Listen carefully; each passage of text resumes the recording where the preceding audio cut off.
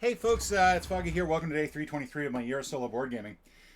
So this is going to be less of a game and more of a rant. So one of the games I picked up recently was Tomorrow Dies Today. Now I've seen this at my local game store. I didn't know that much else about it. I was really brought in by the art of the cover. It was a relatively affordable game. I didn't think it was that expensive, and I was intrigued by the premise. You are supervillains attempting to take over the world, and some of the art on the outside looked really good. Now, I say that, and then I open the box, and some of the things do look really nice. There are these metal pewter figurines. That's something that's kind of rare. They're a little difficult to distinguish between the different ones in terms of who each person is, because the pewter figurine does not match the art on here. It does match the art, I think, a little bit on the back of these. So, for example, this Jin here. No, I take that back. That's not Jin. That's see what I mean. That's Azura. So Azura is right here, and that's this figurine right here. But it's a little difficult to tell. You certainly wouldn't be able to tell just from the base. Like, I don't see how you would be able to recognize that. That makes no sense to me. So that is just kind of weird. Um, and the way that the game is set up is that you start off in solo mode. You start off by picking a character. In this case, I'd pick Cassandra. Cassandra is a very diplomatic person. She is more of a finagler behind the scenes. She is trying to do what she can to overthrow governments and stuff like that. There's whole backstories on these things, on each of the agents, that are really lengthy when you get right down to it, and difficult to read, and that's not the first time I'll be using that phrase today. So when you're playing solo, you pick out a character, then you deal out 5 other bases at random, and those are the NPCs that you can hire. Now, the solo vote mode is based on the cooperative mode, which can be up for 6 players. And you could actually have, instead of just yourself, sorry, just taking off my shoes. Instead of just yourself, you could play with 5 other players cooperatively. There's also a cutthroat mode and a sort of a mix mode where you're basically either all playing against each other or you're playing semi-cooperatively, but you can betray the rest of the group. There's a central character, Goodman, who is sort of the main character of the game, General Goodman. I don't think there's a difference between the two sides here. And they're in the cooperative, other 2 forms of the game, they are responsible for, you have a player assigned to that person. They're responsible for allocating resources and things like that. You then have these resource missions. These are in blue over here. There's a total of 18 of them. There's 3 for each of the 6 different types of affinities that you can have. Vicious, financial, vice, and so on. And some agents have a preference for that sort of a certain item, certain type of mission, and some agents have a real hatred for certain types of missions.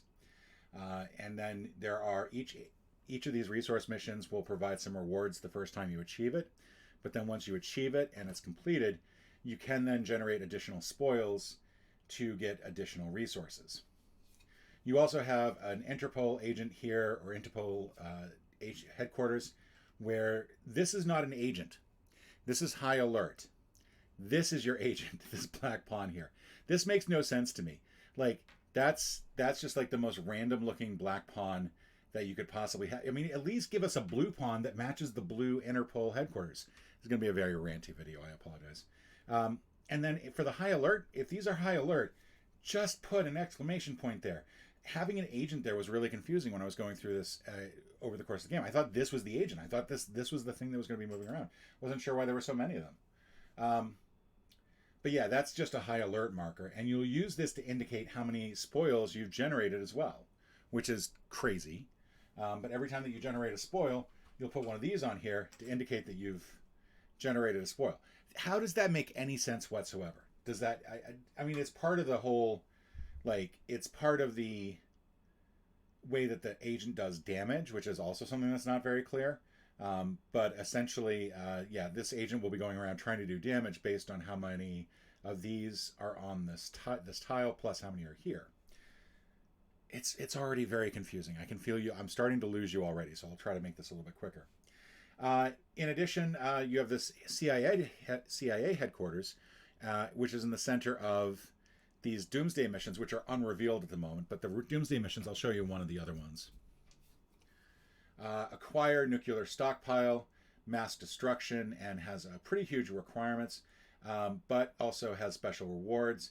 And then each of these, like once you do them, they're done. And then I think that's what you put these tiles over here that you can't quite see on screen. I think these are where the Goodman tiles come into play, which are on the back sides of some of the high alert tokens, which is, there's a weird effort to try to reduce how many things you had to punch out, and it was done very poorly.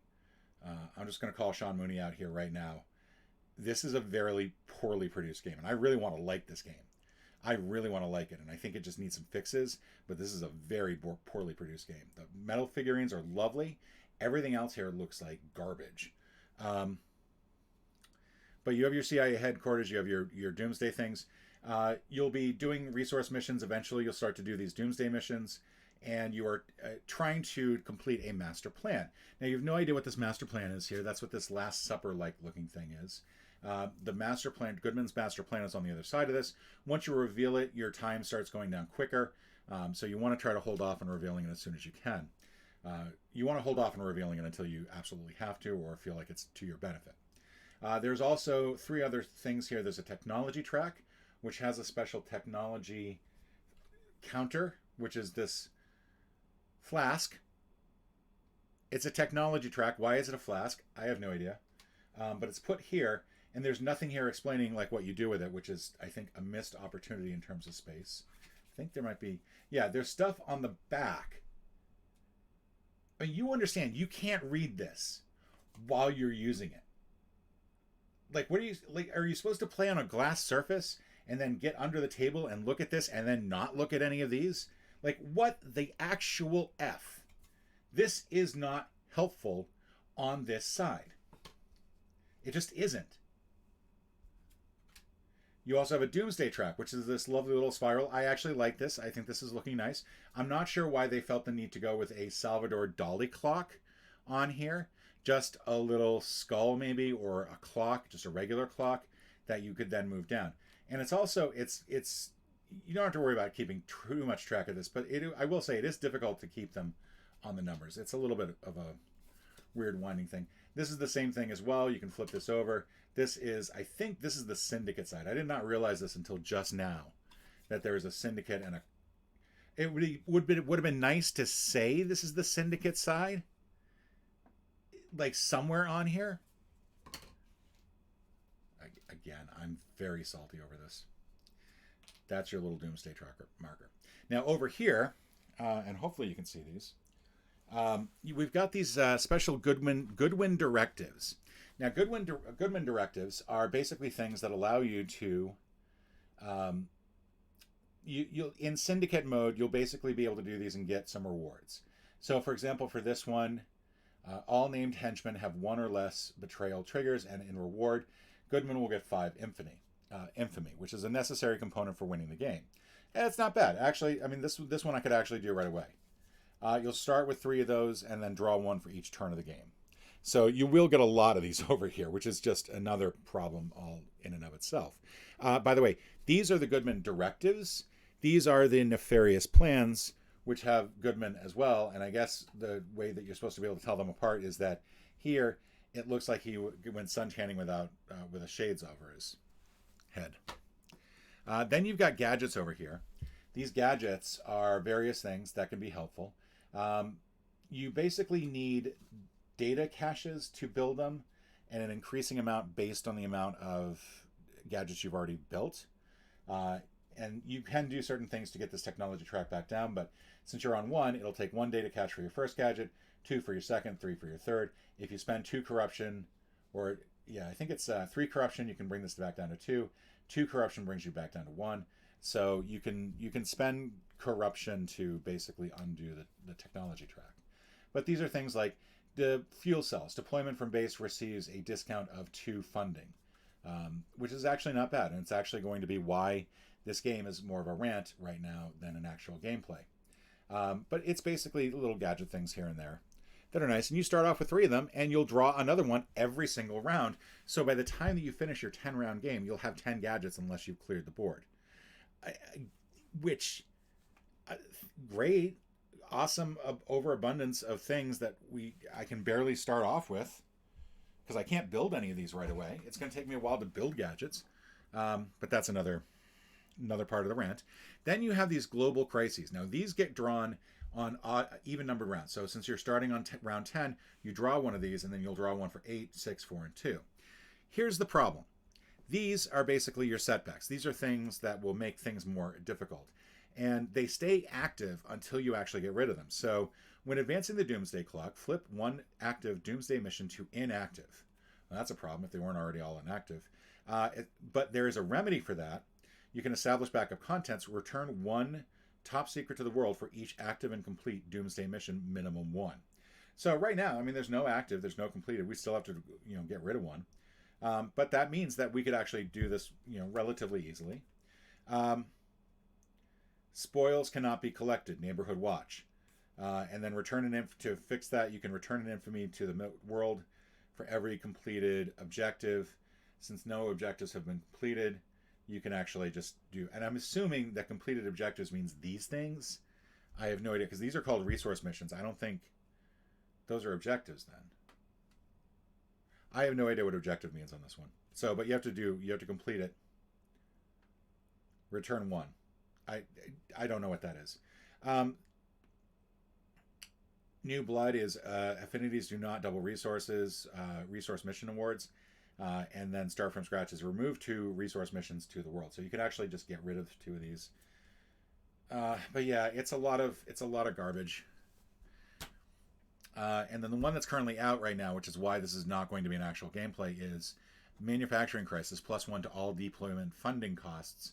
And I can fix it if I return 1 data cache to the world per named henchman, minimum 2. So I have to return 2 data caches, and then I will have regular deployment funding. Again, well, I'll get to why that's a problem. Then you have side jobs. There are named side jobs for each of the characters. So, for example, Cassandra's here is to protect the innocent. And each of these side jobs have both a regular blue side, which is the syndicate side, or the cooperative side, like when you're working with Goodman.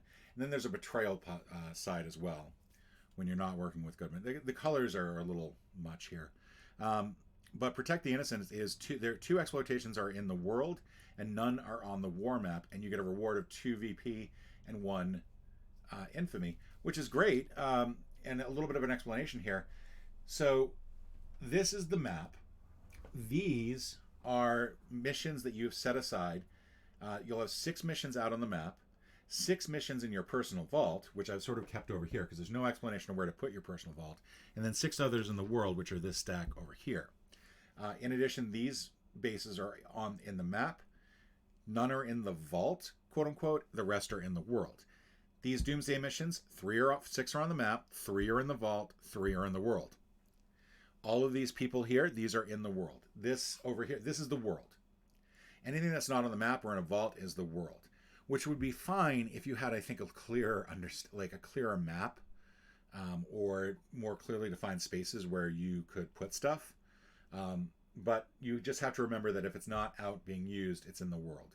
So in this case, 2 exploitations are in the world, none are on the war map. I have no exploitation missions out on the map. That's great. And I can look through here to find the other exploitation missions. I've already done that. So I could complete that side job. That's actually not too bad. The other one is have fewer, not less, active betrayal triggers than all other named henchmen. In Syndicate, you have to have 0. So if betrayal triggers are something that basically make it impossible for you to complete the game, or in the cutthroat mode, or sort of this, I forget, mayhem mode, cutthroat, I don't know. When you're working with other players, but you semi-cooperatively, betrayal triggers allow you to, if you have enough of them, you can betray Goodman and then go out on your own to try to spoil everyone else. So those are the side missions. You get to pick your own, pick 4 others, and then of those 5, you pick 2. Not necessarily including your own, but you can. And there's 1 named side job for every character, and there are 9 characters, so there are 9 missions that are pre-named. You then draw these 5 nameless henchmen. Now, this is something that was not explained in the rule book, but was kind of easy to figure out once you actually look at things. The faceless henchmen have different colors. The red ones are soldiers. These orange ones are fixers. Can you tell the difference? I know that you're sort of looking from a distance there. Even up close, I had trouble distinguishing this red and this orange. But yeah, that's the difference between those two. They're not. It's a weird set of colors, and it very much overlaps with the colors used for the players. The color choices in this game make no sense whatsoever. They really don't. But that's a whole nother thing there. Each faceless henchman has 2 in one ability, 1 in the next, 1 in another one, and it's sort of split. There are 4 abilities in this game. There's combat, there's stealth, there's cunning, and diplomacy. And the soldiers and assassins have combat and stealth. The thieves have stealth and cunning. And then the scientists and fixers have cunning and diplomacy. And each has 2 in one and 1 in the other. And so there's a good balance there overall. You then have these squad markers. The squad markers are marked 1, 2, 3. You also have phase markers marked 1, 2, 3. No relation. I want that to sink in. There's no relation between the numbers on these squads and the numbers of these. These determine the orders that you'll be doing things in during the planning stage. And then the squads are just your squads. And honestly, this is one place where I feel like there should have been an effort to give them something other than numbers. Because Lord knows nobody's ever referred to Alpha Squad, Bravo Squad, or Delta Squad, or Omega Squad. Like, Greek letters have never been used to name squads, right? That would have been helpful. Because then you could just say, well, I'm going to send Alpha Squad out on round 1. I'm going to send Omega Squad out on round 2. And then do this squad, this Beta Squad on 3. Then that would have been a little bit clearer. Because the first time I started trying to understand the rules here, these overlap these in such a way that it's the same. They're both numbered, and it's the same amount of numbers. So it's 3 and 3, and it gets confusing. Squad 1, 2, 3. You can have as many as 6 people in it. You can be in a squad. You can be in it with some of your nameless henchmen.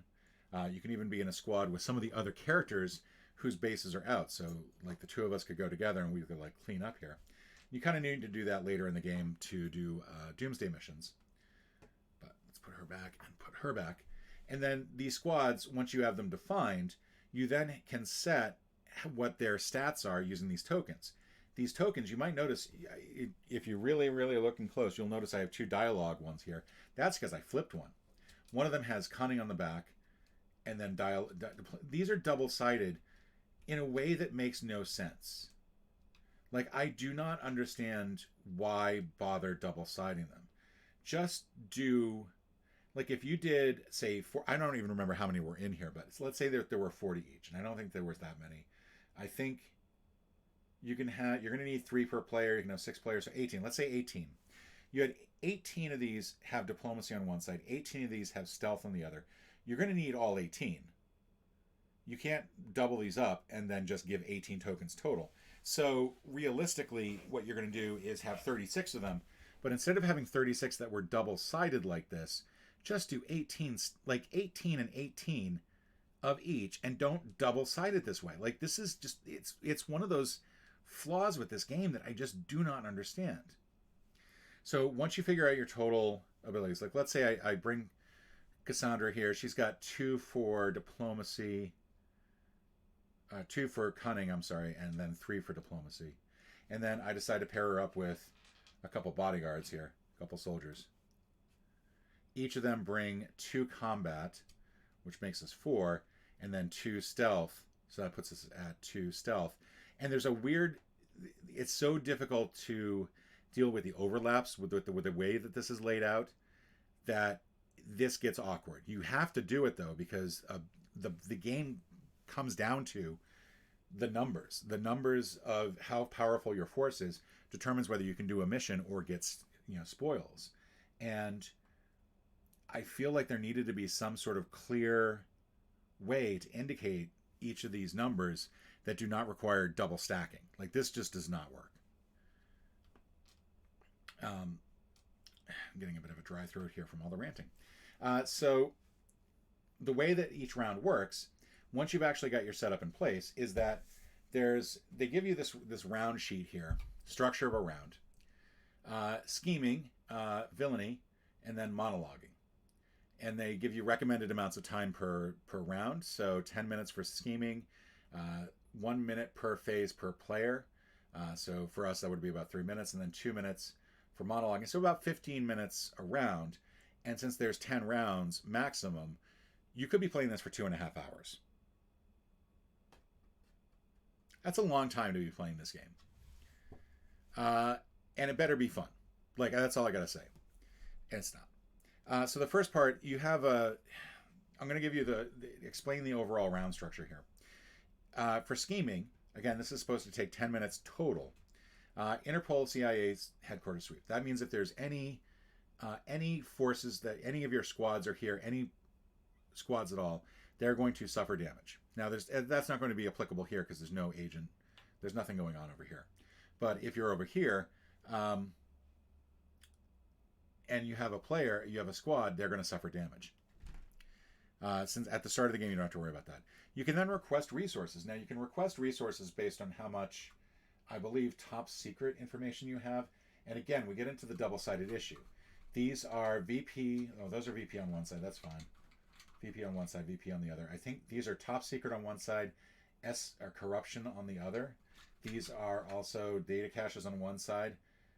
Oh, no, that's espionage. Wait, what did... Again, so another design rant. These tiles are meaningless. Like, I don't know who did what clip art somebody got these from. They are not very good. And they really, really hurt the game. They look like a child did them. And Mr. Mooney, if a child did do them, I apologize to that child. I know that's a harsh thing to say about a child. But these are just horrible looking tokens. Like, those are not professionally done tokens at all. And they're not really clear. Like, the data cache at least is somewhat clear. You can sort of tell what it is. So that's fine. But given that they're used to help create technology, maybe I would have gone with something slightly different maybe. But that's probably the least egregious. This is VP. Does that, or actually no, and in VP here stands for Villain Prestige. And in the video that describes the game, he makes a big point about how, I bet you thought VP stood for victory points. It doesn't. It stands for Villain Prestige. Ha ha, I got you. Good attitude. But that's where this comes in. This hand around the globe is VP. Which, maybe, that's probably, again, less egregious. This is top secret, and I believe that's espionage, and then that's corruption, this dollar bill with blood on it. They just look so... Ugh. It's hard to really feel like that's something that you're to be proud of. And then, yeah, again, I'm not even sure what the... Oh, Ugo's serum, that's what that is. Okay, that makes no sense. That's what that other side is. So there's espionage, which is the top secret. There's corruption, which is the bloody money, which again, why do this? Why have these double-sided markers and double up on the number of markers? Instead, just do half the number of markers for top secret that have top secret on one side, and then do that on both sides. I can understand with these, like, you got 1 and 3 here, 5 and 1, which maybe, but again, just have it the same on both sides and do half the number. I don't think that there was a savings in materials for this. It's just awkward. It is just really awkward. So they give you an explanation of what some of the symbols are here. And again, it doesn't really mean anything to me. The funding, at least, is somewhat understandable. It's gold bricks, apparently. And the 2 on the back just means that it's double, which is one of the few cases where the double actually, I think, does work. And then over here, you've got some additional stuff. Like I showed you the green guy on the back. That's your Doomsday Complete. When you finish a mission, you put one of these on here. That's supposed to be Goodman, which that's not even remotely the same. You had the artwork. Just put Goodman on there. Jesus Christ. Then you got your 10 infamy points. You'll need a lot of infamy points over the course of the game. Ugo is one of the characters. I guess that's where the serum comes from. That's just bizarre. There's a team leader marker I'm not going to bother showing you. And then for each character, you have this huge, massive amount of squad marker tokens, and you also have these phase marker tokens that again just look completely unprofessional, that look like clip art. The idea here is that each of these has just a henchman on the side, on the back, with their little MAGA hats, which I'm sure that they're not MAGA hats. I don't know what they're supposed to be. Like this guy's saluting, I guess. This guy's saluting. It looks garbagey.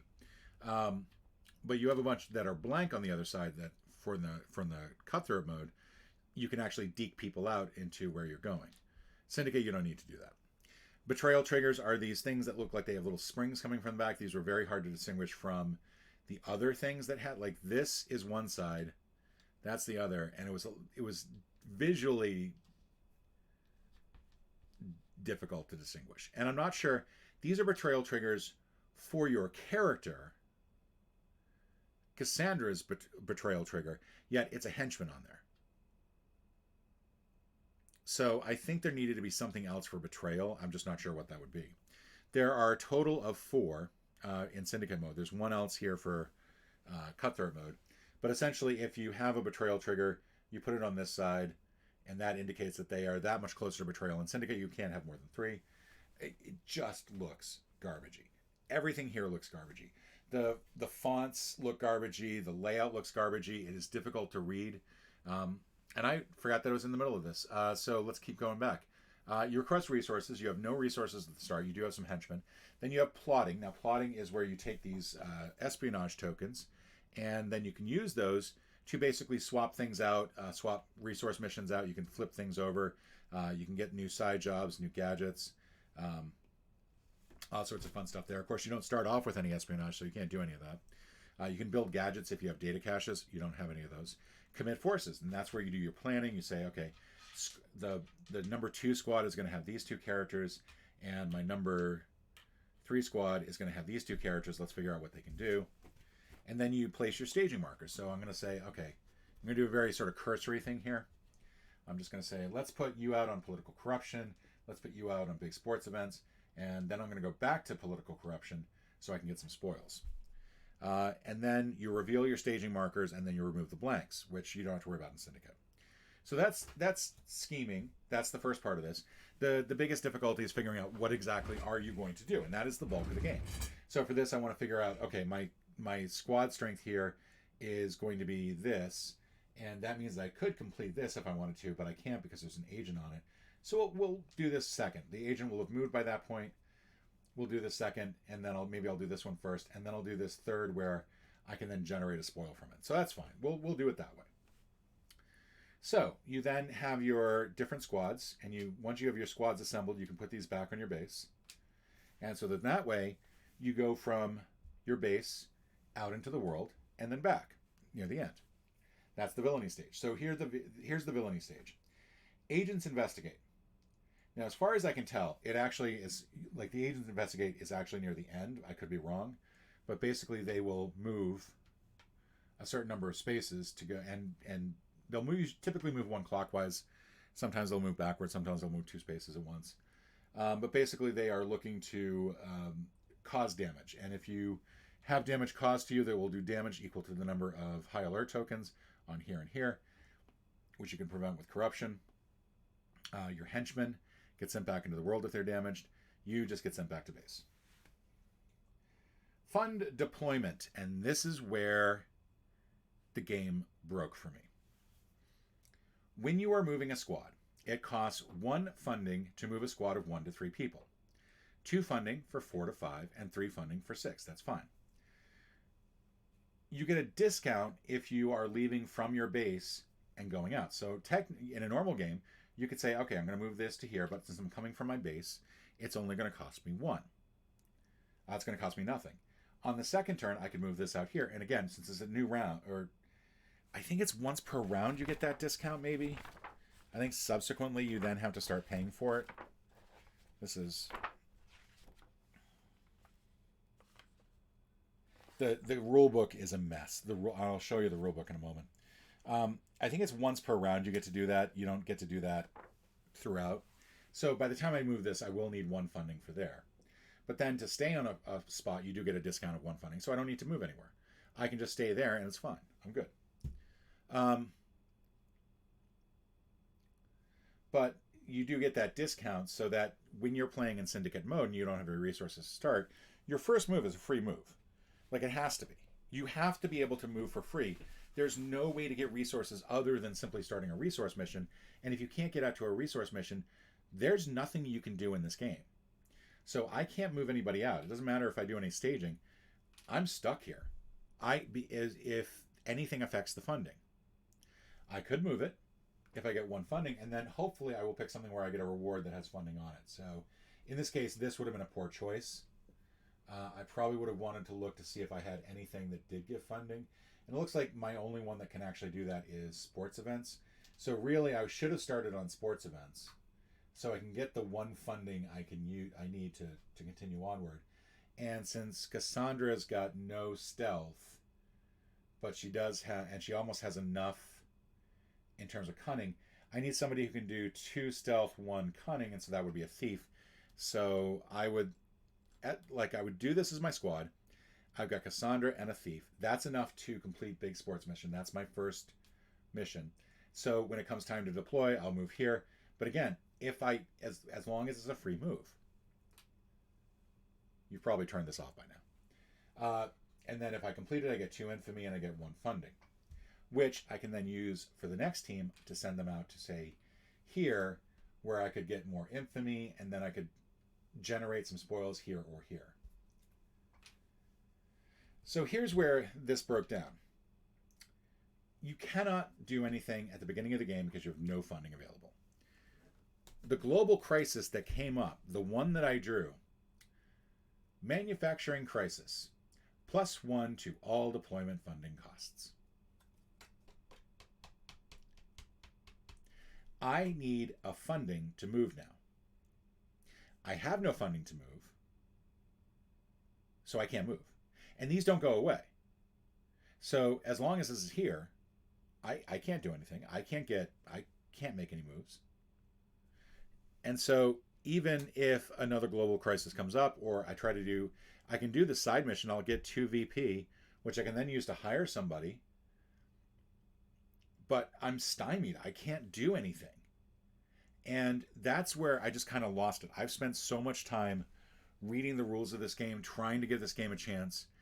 The first time I tried playing with Jin, I drew 9 missions, none of which matched her affinity. There is a 1 in 8 chance of that happening, I think, where you get nothing. No missions whatsoever will match the affinity. Then when I did Cassandra's, same thing happened again. Nothing came up that was financial, and her affinity is financial. Again, 1 in 8 chance, I think. And I just decided, this is ridiculous. Like, you have to, because part of the betrayal involves whether or not there are missions on the board that use this affinity, you kind of have to have at least 1 mission that has that affinity. And so the drawing of this is wrong. The Shant Mooney in his video, really difficult to watch video for this, says that his goal was to try to avoid luck wherever possible. This is a big area where luck will just basically screw your game from the get-go. Like, there's nothing you can do about it. You'll have some backup missions here. You'll have some missions over here. There are things you can do to get those missions out. But essentially, there's a big difference between having 1 mission with your affinity on the map to start and 0 missions. So that really set me wrong. And then the global crisis was enough to get me to say, you know what, we're not doing this. But essentially, agents investigate fund deployment, then you deploy, generate or collect spoils. So basically, you're going to get your rewards if you complete the mission. You flip it over. Generating a spoil means that you're going to put one of these high alert tokens on there. You can keep adding these. You can keep generating as long as you want, but that means the agent will do more damage. So basically, the more things that you try to get in here, the worse it is. But once you go to collect, you'll collect a spoil for every one of them on there, but you only get 1 of the 2 spoils. So here, for example, you're going to get either a fixer or corruption, and you can get that. You can get, if you have 4 spoils on here, you can get, say, 3 corruption, 1 fixer, which is fine. Those go back to you. Um, and if it's an affinity, like in this case, her thing is financial. So if I go here to start, she does double her reward. She gets 2 top secret, 2 4 infamy, and then I think she can double her corruption when she collects that as a spoil. But you cannot duplicate henchmen. So no matter what, it's always one fixer. Uh, and then once you complete the missions, you collect the rewards. And then you remove the staging marker, you go on to the next phase. Once you do all 3 phases, then you go to the monologuing section. Now, monologuing section, I think, is named that solely because I think Sean wanted to include monologuing in here. And I'm going to apologize if I get the gentleman's first name wrong. I just keep calling him Sean. I think it's Sean. It's Mooney. I just remember that was the last name. Once you get to the monologuing stage, which again doesn't really have that much to do with monologuing. It's where you're supposed to brag about your accomplishments. You do voluntary recall. You can pull all your squads in if you want. You can keep them out there if you want. So because it does usually doesn't cost anything to go from base to mission, that's sometimes better. But because it is a discount, if you have a large group out there, if you have a large group of 6, it's better to stay out there. But you do still need to provide funding if you're not moving. You can then give money to Goodman. Now, there's no dedicated community vault here, which is kind of crazy. You can use this Betrayer's Butthole. It's not called that, but it's just what it looked like to me. You can put your community stuff there. That's fine. You can put it on Goodman's lair. That's fine. Doesn't matter.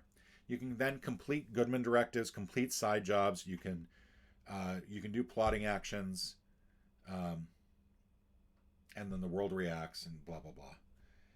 And then you start a new round, and then you keep just going. And then eventually at some point you will take a look at the mission and be like, okay, so here's what we got to do.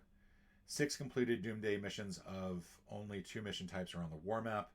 Each loyal henchman has completed at least 2 objectives, and you either have 60 infamy in Goodman's Vault. Which is fine. And at that point things start doubling, going faster. So if you were on 6, your next round marker would go to 4 instead of 5. At that point, you also get to flip over, I believe, all of these. And each of these missions are specific to. Each agent has one that they have an affinity for. I think there's 2 out of there's 12 total, or 18 total, and 2 of them have. I forget. I don't know. I don't care. Hijack media outlets, which is this one. Corrupt the UN, which is this one. So Cassandra has an affinity for these 2. That means she'll double her rewards for that. She'll get 16 infamy, 6 VP, 6 VP, and then the Doom Day Clock. I think there's a plus there. I don't know. I haven't gotten that far with this game. But essentially that's it. And because I can't deploy anybody, and I'll never be able to deploy anybody, I may as well just sit here and my game will be do. Boom. I lose.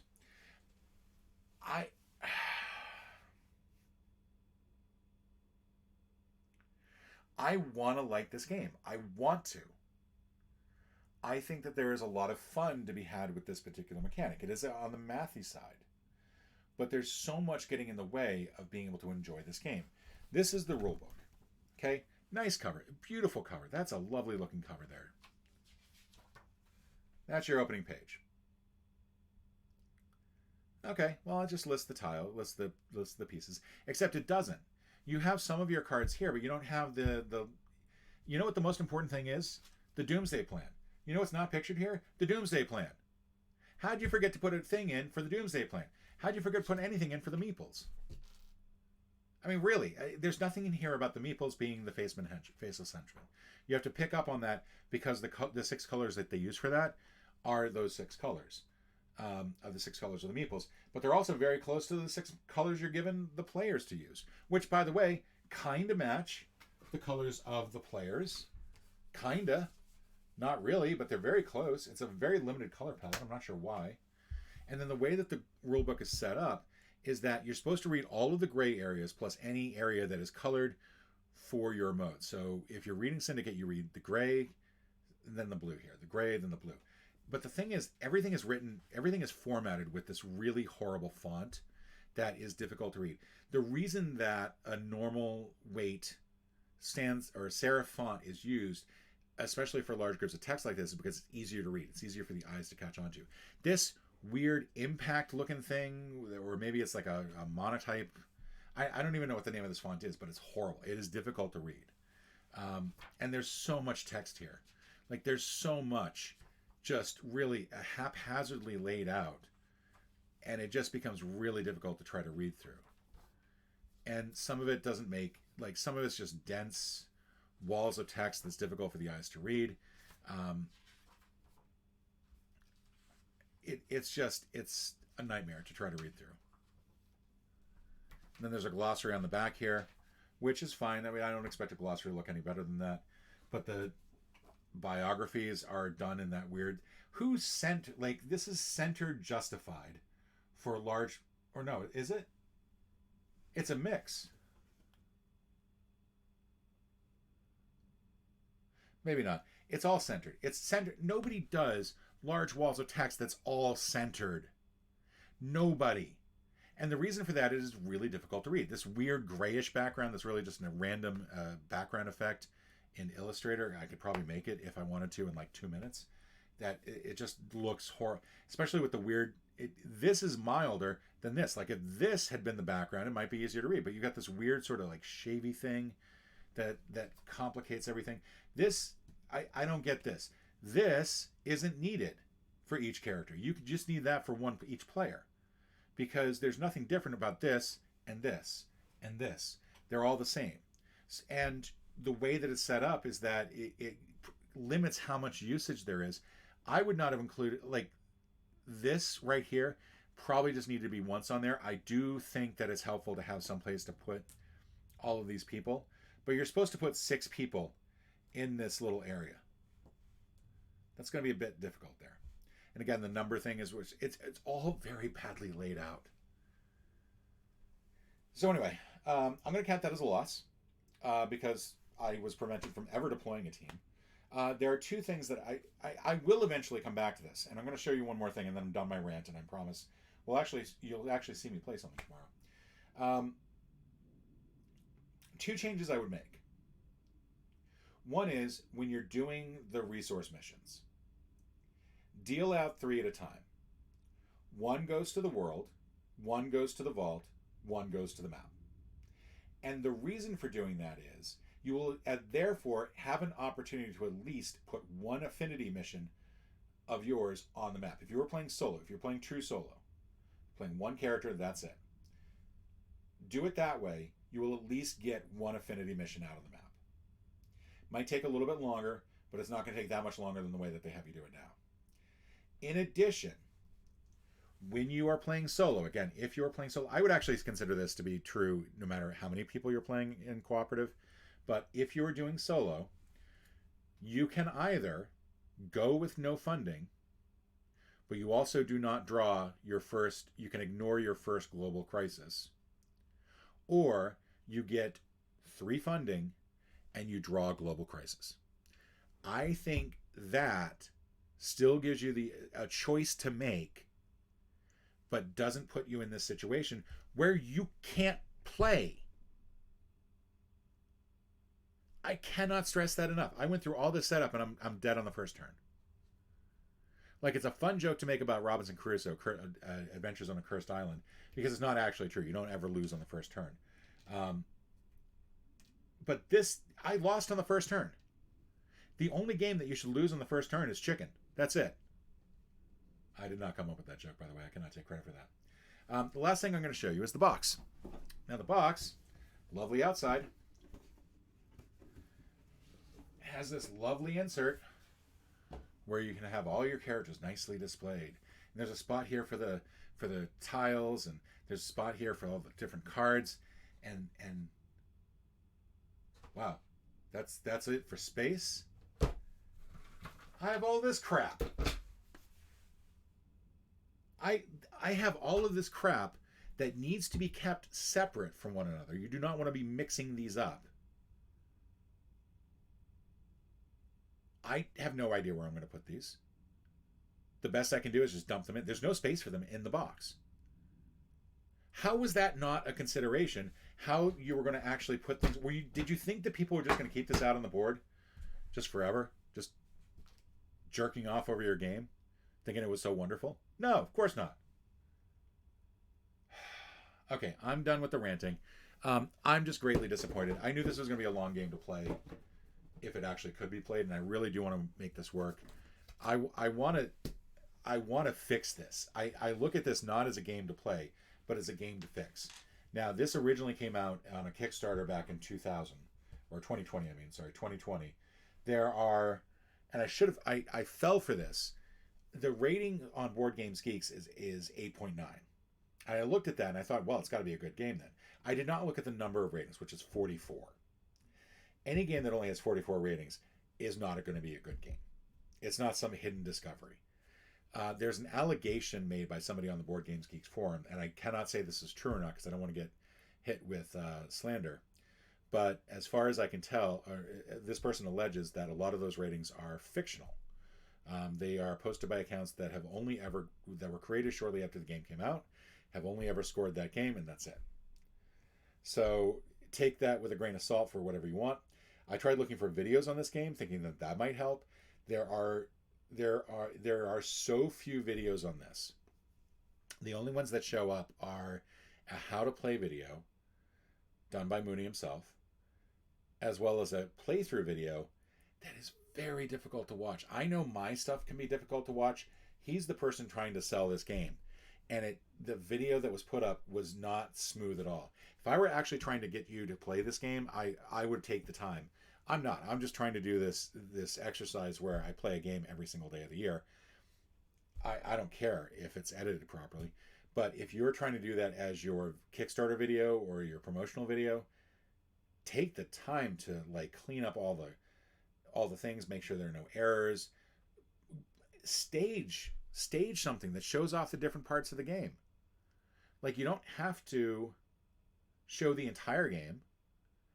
You can sort of rig it so that you have certain things come up, but the way that the game plays out is just, it's difficult to watch, and it's a 3-hour video. And I've tried watching it now repeatedly, and I feel like I've wasted so much of my life trying to understand this game.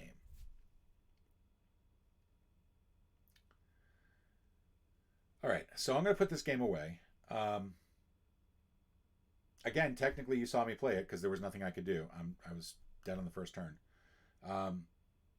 When the new year starts and I have time, I may sit down, figure out some rule changes, design some better sheets, and try to make this game work. Because again, I want this game to work. I want it to work. I want to like this game. But this game, it looks like crap. And it looks unprofessional. And it's unclear. And it's just a mess. This should be a fun game. I think in the cutthroat mode or the semi-cooperative mode, where you actually have somebody playing Goodman, negotiating resources, trying to keep everybody happy, there's probably a lot of really good gameplay in there. I'm never going to get to find out. I have no idea if it works or not, but there's so many visual elements to this that just keep it from being enjoyable. And so I'm looking forward to trying to fix this, so to speak. I have no idea if Mooney still is monitoring the forums. The last time he was on there was, I think, 2021.